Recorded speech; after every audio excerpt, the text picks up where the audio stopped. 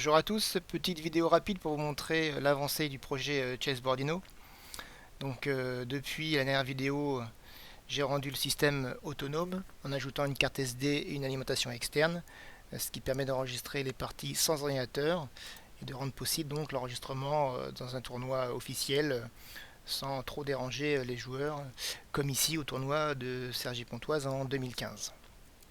Et après, on va voir donc le programme de décryptage des informations qui lui aussi a énormément évolué et qui fonctionne maintenant quasiment parfaitement. Voilà le nouveau programme de décryptage que j'ai réalisé. À partir d'un fichier enregistrement contenant les signatures, les temps de stabilité et donc les cases qui s'éteignent et qui s'allument calculés à partir de la différence de deux enregistrements. Mon dernier programme se basait principalement sur ces cases qui s'allumaient et s'éteignaient pour déduire les coûts. Ce nouveau programme se base principalement sur les enregistrements et sur les coûts valides des échecs. Donc ça fonctionne très bien puisque en un clic, il va trouver tous les coups de la partie sans aucun doute. Voilà, il s'arrête, il a trouvé tous les coups. Je lui demande de les enregistrer en PGN pour avoir toute la partie décryptée jusqu'à son terme sans aucun problème, sans aucun doute et sans aucune intervention supplémentaire. Le décryptage des parties classiques se déroulant sans aucun problème, j'ai voulu simuler une partie comportant de nombreux problèmes. Donc cette partie que je vous la montre en accéléré, la dame et le roi blanc sont inversés, le fou et le cavalier noir sont inversés, donc dès le deuxième coup, il faut replacer les pièces avant de pouvoir jouer cavalier F6. Ensuite, on va prendre les pièces de différentes manières, soit en enlevant d'abord notre pion, soit en enlevant le pion adverse en premier, et même en glissant la pièce et en laissant traîner le pion capturé sur l'échiquier.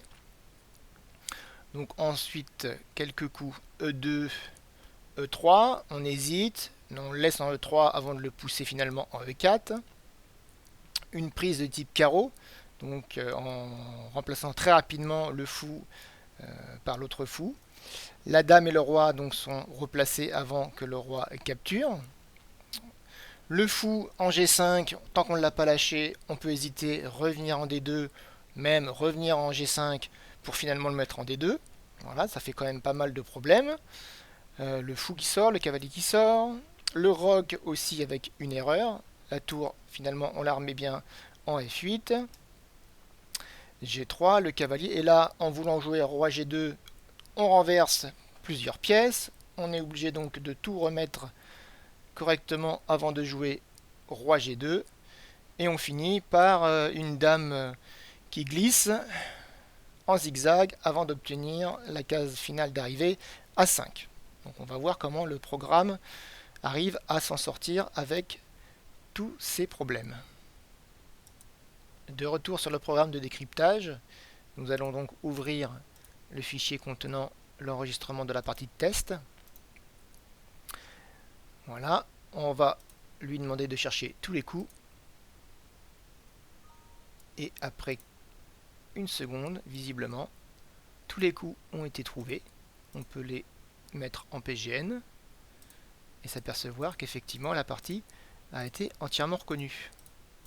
Donc malgré tous les problèmes que j'ai tenté de poser à l'algorithme, il s'en est très bien sorti et a retrouvé tous les coups. Donc en détail dans les enregistrements, on peut voir que certains coups étaient envisagés, puis rejetés, donc ça c'est les lignes rouges.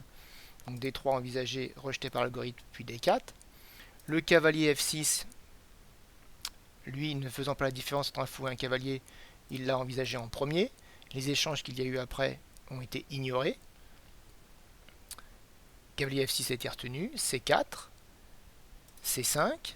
Les prises dans les différentes manières ne posent pas de problème. Et lorsque le pion traîne,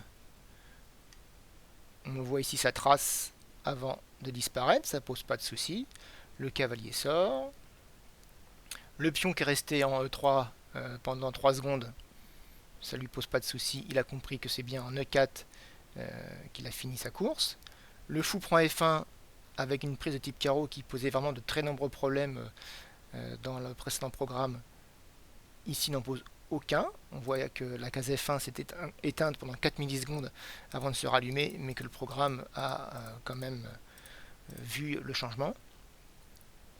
Le roi et la dame qui s'inversent ont été ignorés. Roi D2 qui a été envisagé dans un premier temps et dame D2 ont été donc deux coups rejetés avant de jouer roi prend F1. Le fou G5, donc on voit le fou aller en G5, revenir en D2, repartir en G5 pour bien être validé en D2. Fou G7, le cavalier. Le roc aussi fonctionne. Tour G8 a été envisagé avant d'être rejeté pour jouer le roc. G3, le cavalier et le renversement de pièces. Donc on voit ici toutes les pièces qui s'éteignent et qui se rallument pour finalement retenir le roi G2. Et on finit par la dame qui zigzague et qui arrive en A5. Donc voilà, l'algorithme est assez robuste. Et même en bougeant les pièces un peu n'importe comment, comme dans cette partie, toute la partie a été décryptée. La reconnaissance des coups a posteriori est quasiment parfaite. Il reste quelques problèmes que l'on peut gérer soit manuellement, soit qu'il faudra rajouter dans l'algorithme, comme les coups illégaux.